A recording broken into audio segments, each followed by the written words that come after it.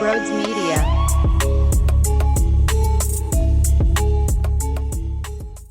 Come on, man. Come on, man. You can't be doing that. 70? 70? You're telling me this man, no warm-up, dropped 70? And by the way, 1 3-pointer made, only one turnover, 18 boards. Dude had 59 after 3. Dude had 24 after 1. He doesn't make any sense. And this is an outrageous watch. Full disclosure, this was a night when I saw the San Antonio Spurs as their matchup. So I grabbed the iPad. Listen, you married folks know how it goes. I said tonight is a night where I'm watching an 8-win Spurs squad. Greg Popovich coming to town. I'll watch the game on my iPad with one AirPod in while the wife and I tune into a Netflix show we've been watching. But as it started to progress, I said, yo, hon, I think we got to make a change. Yo, babe. And then you know what she said to me? So then we watched Joel Embiid drop 70 fucking points. 70. 7-0. In what? 37 minutes? 37 minutes? 37 minutes!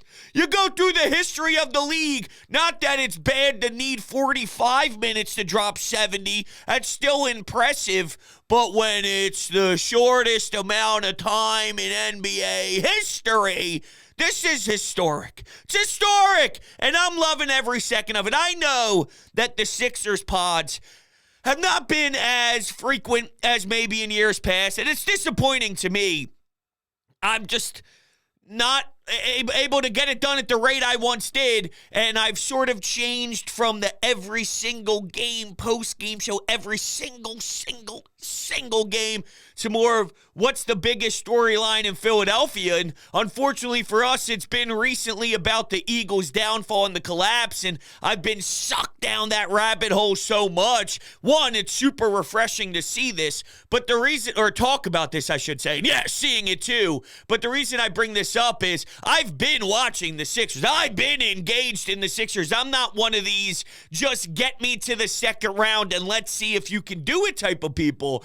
I do not really relate to them. You have to get to the playoffs first. And when it becomes playoff time, and it is now the spring, and we are watching this team compete in the second round, well then, yeah, all those talking points are valid. But what I'm not going to do is rob myself of enjoying Joel Embiid's greatest season ever. Now, I'm not even ruling out that he somehow steps up his game and does even more next season, because I thought 2 years ago that maybe we saw his ceiling.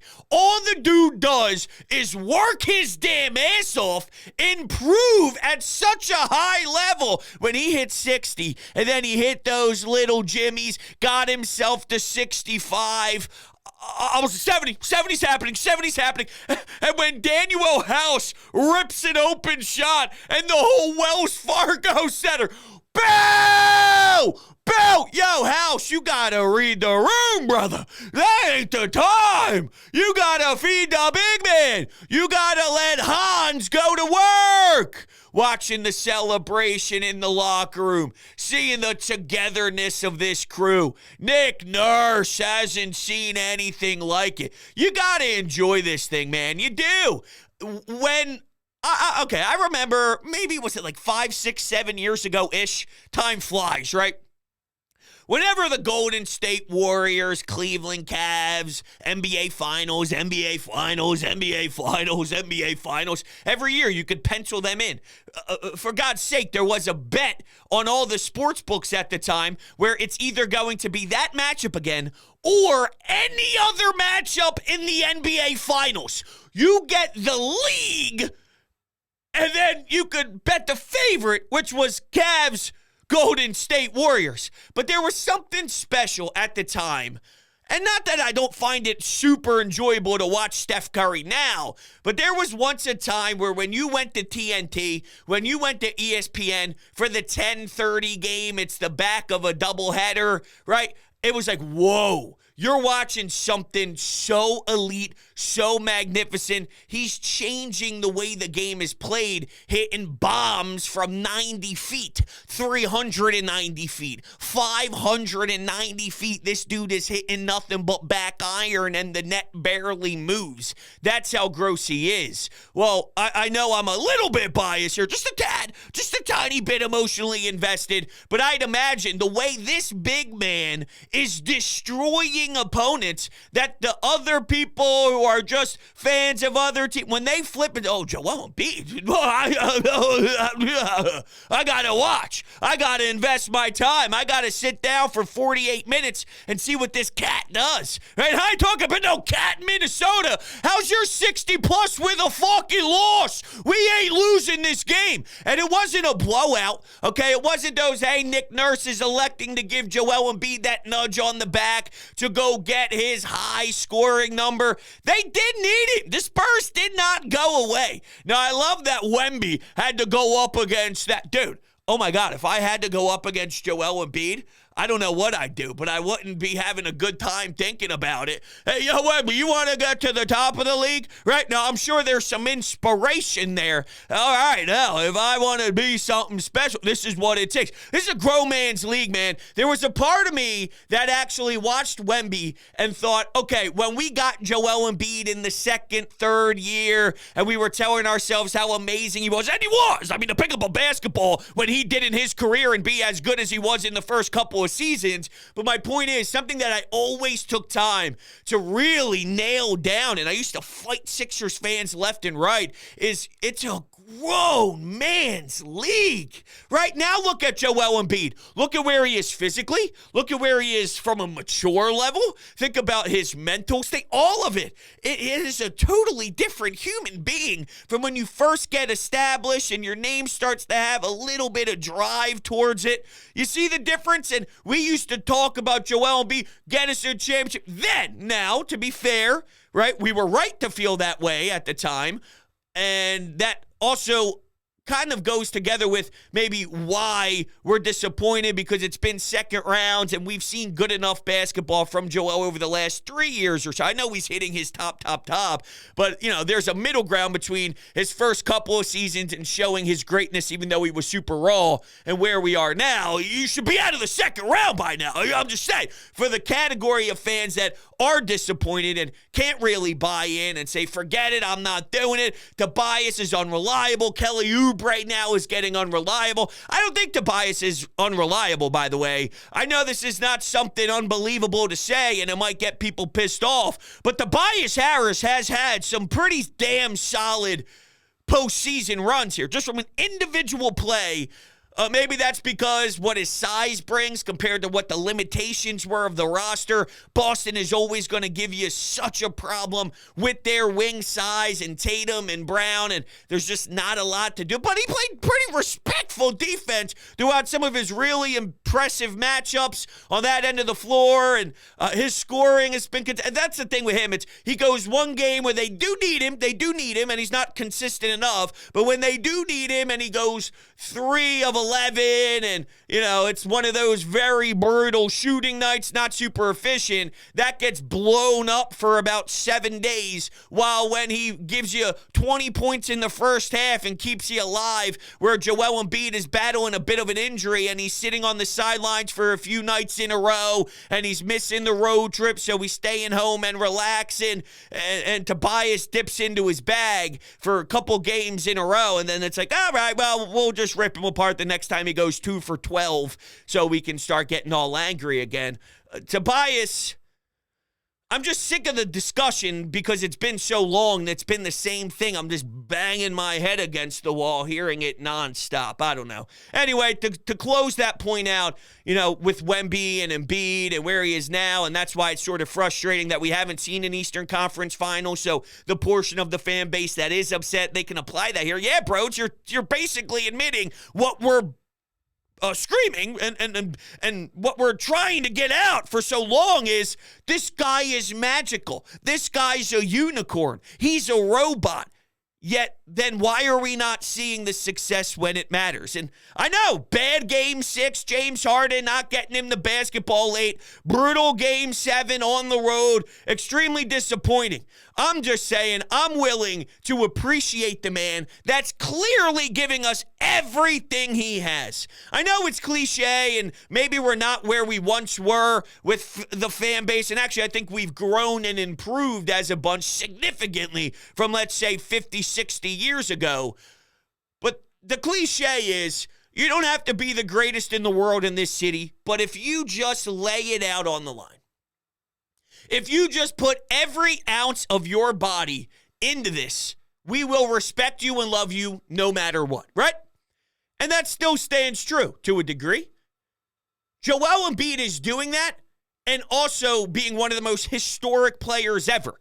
I know the old school heads, and I'll put my hand, I didn't watch Wilt Chamberlain, obviously, but there's a reason why he is discussed as highly as he is. The dude was one of a kind, and you can legitimately, whether you agree, disagree, it's a LeBron MJ thing, you feel a certain way, someone else feels another way, but at the end of the day, you can legitimately have that debate. Well, you can legitimately have the debate of Joel Embiid being better than Wilt frickin' Chamberlain, and I'm supposed to not enjoy this because they haven't been able to get out of the second round. We'll get to that discussion when the time is here. But I'm just saying right now, Joel Embiid is giving every ounce into this city, into basketball, into his craft, and let the chips lay as they may, right? Wherever the ball lies, we're going to have to play it. But I'm willing to go to basketball war with this guy over pretty much right now in the entire league. He's the best player in the NBA.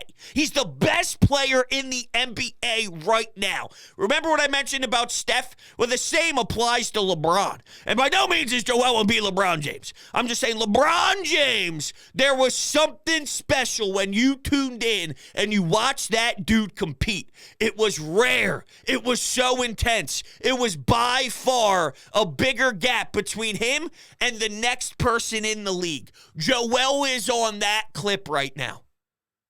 It makes me tear up. It makes me cry. Arthur, I remember seeing images and videos of him going on the Sixers plane and Joel with a big smile on his face. This dude grew up from a totally different country, comes here, gets our beautiful city, and now look where he is, and look how dedicated, look how motivated, and he does use the outside noise, all right? He's very aware of all the things that have been said about his career, about what he needs to do to solidify himself, how he needs to win a championship. He's bottling that up, and he is doing everything in his body to make sure you all have to shut the fuck up, right? Just a backhanded slap across the cheekbone, and he wants to be disrespectful. All right, none of this soft. This motherfucker gets the backhand rolling towards the back of his ear and just giving you a good, dirty, filthy backhand. And that's what he wants to do with the Larry O'Brien underneath of his arms. I can't believe it. His efficiency doesn't even make sense. It doesn't even make sense. It's not comprehensible. What he's doing on the basketball floor is legitimately not real. It's not real. It's not real. What is real, though, and you got to listen to this, all right, because HelloFresh and I have something brand new for you. And what's real is the greatness of HelloFresh. All right, now HelloFresh currently is giving, listen to this, all subscribers free breakfast for life. That means you'll enjoy a totally free breakfast item with every single HelloFresh delivery. Now that's worth waking up early for. What you need to do is go to HelloFresh.com/BrodesFree. It is a new promo code. The link is down below in the description. Go to HelloFresh.com/BrodesFree and use code BrodesFree for a free breakfast for life. One breakfast item per box while subscription is active. attractive. That's free breakfast for life at HelloFresh.com/BrodesFree with code BrodesFree. HelloFresh is America's #1 meal kit, and don't let recipe boredom strike, because HelloFresh has more options than ever before. You can dig into the biggest menus yet with over 45 dinner options to choose from weekly, and even market add-on items that suit any lifestyle. It's funny, I was looking through HelloFresh yesterday, and I see 47 meal. I'm like, 47. Then I get the new read today, the biggest menu yet. I mean, I am astonished. For as much as my jaw hits the floor for Joel Embiid's dominance, my jaw hits the floor when I look at all these tasty, beautiful, outstanding options on HelloFresh.com/BrodesFree. So you'd be a fool not to check it out. Hand to God, HelloFresh has changed my life. Do not be a fool. Get yourself started. Check that link out, and yeah, man, join the HelloFresh family. My entire family is using it now, and they're like, oh my God, it's so good. Yeah, I know. I'm not just saying it. I mean it deep down to the core. So go ahead. Join the HelloFresh family. You won't forget it. Or you won't forget it, because every single night you're eating something that's delicious.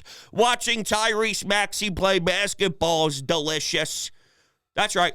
Watching Nick Nurse coach basketball is delicious. That's right. How about Brett Brown standing up? Let's give a standing ovation to my guy, Brett Brown. Oh, the fights I used to have, man. The fights I used to have with people nonstop about Brett. And Brett sitting there, and then he gets to talk to a little Robert Covington. And then he gets to talk to Furkan Korkmaz. And here's Joel Embiid just having a casual after my man just did a 70 burger. Okay, yeah, that's normal. Hey, Brett, how you been, buddy? How you been, buddy? I just had 70. How you been, buddy? Remember when you left? How about Ben? You think they said, yo, how about Ben? Ben just doesn't play basketball. He actually quit basketball. Just doesn't feel like. How about Ben? While Joel just locks in a 70-point effort. Okay. Unreal. All right. Let's go to the phones. Let's talk to the people. 70 points for Joel Embiid. Did I say that yet? Okay. Was that referenced yet? 70 points? Ridiculous. Do my eyes deceive me? 70 points for your 76ers from Joel Embiid. The last people to ever score 60, not just 70, but 60, 61. Allen Iverson in 2005 against the Magic, and Wilt Chamberlain back in, I don't even know when. I wasn't even born, so don't ask. Joel Embiid, man, never ceases to amaze. I'm not surprised, but I'm absolutely amazed. All right, it's almost shocking. Now, if there's anybody who's going to make us get us to a championship, it's got to be Nick Nurse, right?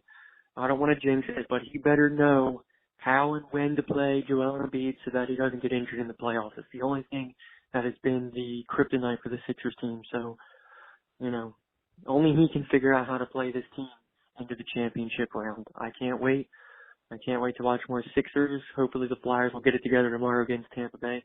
Talk to you next time. Peace. It is really good, though, for Joel to do this, because right now, as a city, we're looking for that natural progression to get into Sixers hoops. And, well, the Eagles season ended, and now it's starting to get quiet on the front of what's happening here, although you do have the general manager and the organization speaking on Wednesday, so that might light another fire depending on what's being said. You'll get your coordinator hire potentials and things like that, but for Embiid to go 70, like if Joel Embiid had 32 yesterday, right, and just another ho-hum, which he had 24 after the first quarter, so he was sniffing that 30-point effort in 12 minutes. It's crazy. It's crazy, and we're accustomed to it now. I don't know how we got here, but I'm glad we got here. If he only had 32, I probably have an Eagle show lined up. I put together this whole show. I had my notes. I had the Anytime Hotline folder all ready to rock. And Joel Embiid forced me to change my hand because this was the hot topic. And I'm glad that happened. One, it's a refresher and just something new because I feel, the Eagles thing is what it is. And number two, it's like, now this is I can't wait to see what happens the next time they take the court. What do they do following this 70-point performance?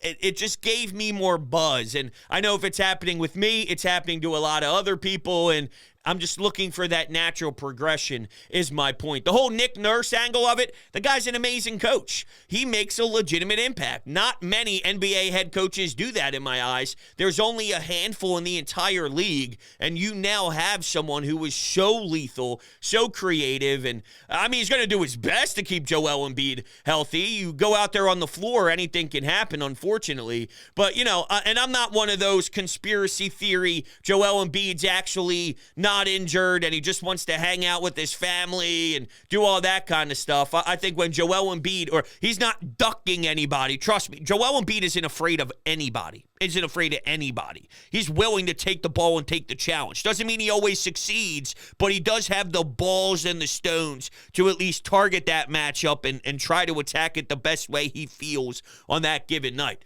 So Joel Embiid isn't afraid. I promise you that. He's not ducking anybody.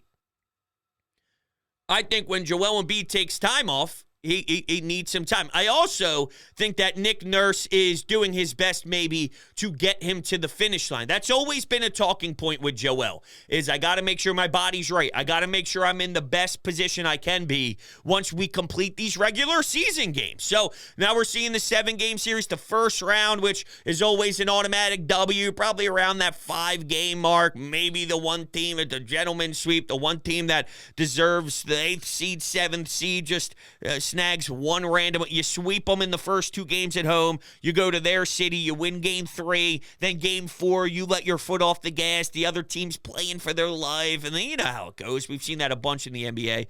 And when you take the proper rest periods and certain games off throughout the 82, are you setting yourself up for the best position possible? And I think there's an element of that happening too. I think he's also nursing something. I think there's also a lot happening with, but if you remember the early stages of the season, the knee, and he's always testing things out, and he's hunched over, and maybe something's annoying. It felt like something was already nagging him, and the season just began. But that's what they should be doing. They should be focusing on that. And by the way, while they're focusing on that, my man's getting 70 points. I just want to make sure that you guys don't remember that in case you forgot that this is a ho-hum, let's get to the finish line style of approach. Here's 70. Kevin Durant's reaction is beautiful. Beautiful. Maybe one day those two can win a championship together in this city. Just saying. Just saying. Just saying. Would that piss people off? I don't want to hear that, oh, it's just the Spurs. They suck this season. Guess what? The Pistons are probably this year's Pistons are probably the worst team in NBA history, and yet nobody has come that close to 70 on them. Absolutely historic night for this franchise. Just hang 21 in the rafters for the defending league MVP already, man. Great game. Great game. That's an excellent point. Excellent point. We've seen the haters, and they're out there with their Twitter fingers doing against the team that deserves it. And by the way, these individuals didn't watch 1 second. They just saw NBA Twitter and all the fanboys like us support the man and put out graphics and retweet things and see all the historical data and see how this lines up with one of the greatest performances in the history of the league. And then they get their panties in a bunch. They're all upset because they don't like Joel. And then they start to pretend like what he did wasn't impressive. If that's the case, then you're right. Then how come someone doesn't drop 70 against the Spurs or the Detroit Pistons on a consistent basis? Because if it's that easy and it's really not that impressive, it's not happening. This isn't something that I'm seeing. One turnover and his free throw hitting about 21 of 23. This is a big man. Historically speaking, they don't know how to have touch. Okay, they don't have any flavor around the rim. They can't put the ball through the hoop efficiently with regularity unless they're just laying it in or dunking it. Now, Joel Embiid has an element of guard, has an element of forward, an element of perimeter play, an element of big man. He's got it all. He's got the whole entire package. range. That's why it's so sexy to watch. But Joel Embiid going to the line, it pisses people off because his ability to actually drain the free throws. For him to be doing it, I know it's not the most eye-appealing thing. Like, it's not so, oh, you see Joel Embiid with those free throws last night? But it's so important. It's such a finer detail of the game that if you don't, well, then that blows up an entire franchise, Ben Simmons. If you don't, there's limitations. And Giannis is outstanding. I would want Giannis to start my franchise. I'm just saying you're not in a bad position. Not over Joel Embiid, but I'm saying you're not in a bad position with him as your face. He's got limitations and has for the earlier stages. You see him willing to take the three-pointers and all that stuff. But there is limitations on what you can do if you're not effective in that area. You pass up wide open dunks with a guard like Trae Young on you right underneath the basket. I saw that play the other day on Twitter. I don't want to ever see that again. So screw you, whoever posted it. Hey, Broads. I know you haven't done a Sixers pod recently, okay? Pretty understandably because, you know, the Eagles with their loss, okay, and everything that spiraled out of that, as well as the Flyers playing some inspired hockey, that definitely deserves a lot of attention, okay? But meanwhile, the boys in red, white, and blue just keep winning. I mean, after watching Joel Embiid, they collapsed in Game 7 in Boston last year. And believe me, he collapsed. I was sitting 5 rows behind that Sixers bench. Okay? Oh. He collapsed. Whoa. Enough questions asked. He was why they lost that game. After watching Jokic win the finals, after watching all he got after that Game 7 in Boston, plus watching Jokic win the finals, okay? And everyone's saying, you know, that his MVP was fake, you know, that Jokic should have won it, that the only reason that Embiid won it is because of voter fatigue. Okay? After hearing all the trade rumors that he might get traded to the Knicks, so he should request out Philadelphia to go to the Knicks of all places. Okay? And then most importantly, watching Damian Lillard get traded to Milwaukee. Okay? And now everyone is counting the Sixers team out. Okay? And finally, watching when James Harden trade went through, okay, when we brought in Nick Batum, you know, Robert Covington, Marcus Morris, and everyone's just like, oh, there's just going to be PJ Tucker 2.0. It just looks like this organization is in shambles. I mean, they've done nothing but win this year. Okay? I mean, I'm sorry to cut you off there. Yes, I love what you just brought. Absolutely. Are you kidding me? Talk about hunger. Talk about pride. Something the Eagles don't have. Talk about having a set that you're willing to walk around in a wheelbarrow down the street, just letting them go. And anybody who looks out the window to see if the mailman's coming, they see a nutsack, a big, big nutsack, because that's what you have. And Joel wants it. All that is so true. I haven't put it together in that context. Think of the trade, the New York Post, even though it's all bullshit. And we didn't believe it because, come on, that's not happening. But it's still noise. It's still outside noise. And he is someone that has his ear and his pulse on it.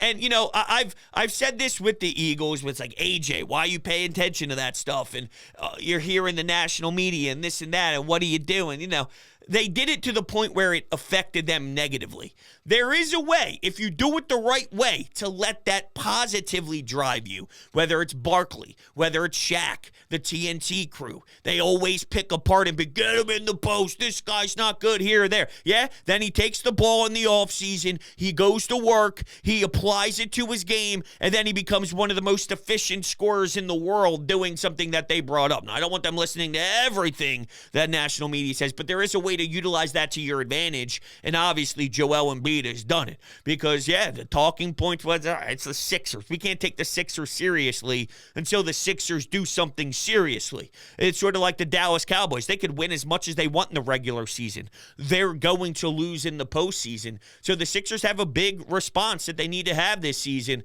but they seem to be primed for the best position to do it. And that brings up the trade and what they should do at the trade deadline. Should they get a big splash like Levine?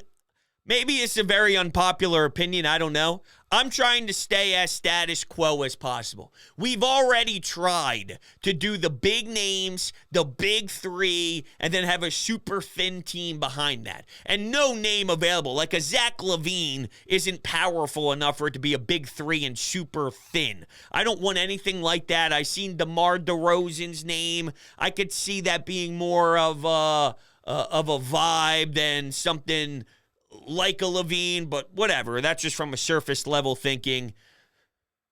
I like the idea of staying status quo. Now, the Kelly Oubre thing is concerning because while I felt positive about them in the past, this regular season, his dominance was a part of that. So the whole money side of it plays out where Tobias is getting paid so much, Kelly Oubre is getting paid so little, and then a combination of a 3A, 3B between those two on a consistent night might be able to be, what helps and help negate the problem that you have financially speaking with Tobias and the money that he's paid. But one night it could be Oubre, the next night it could be Tobias, the following night they both just do solid, giving you a good 18 and shooting well from the floor, things like that. And now, that's in question. If that's in question, do you feel as strongly about it? No, I don't. I do like their options off the bench, though. They're deeper. That's more of the storyline for me, is I'm willing to give them a shot deeper with less powerful names because we've tried that for so long and letting Maxey have the rock, and now he's kind of grown into something different this year, having the availability to do it instead of Mr. Sticky Hands James Harden, and the ball sticks in his hands nonstop. Anyway, yeah. All right, I got a little sidetrack into trade deadline stuff. I want to appreciate everybody who took the time to hang out with us here as we kind of wrap it up. And I apologize. I do want to apologize to the Sixers fans. I meant no harm by sort of the route that's been taken here. A lot of Flyers, a lot of Eagles, and I know it's been a little rough for me for regular season purposes. I've been there enjoying and watching. Just haven't had the time to kind of break it all down. But yesterday's Embiid performance is definitely something that gave me a boost. So, for whatever it's worth. Thank you guys all so much for hanging out with me, and I'll see you all on the next one.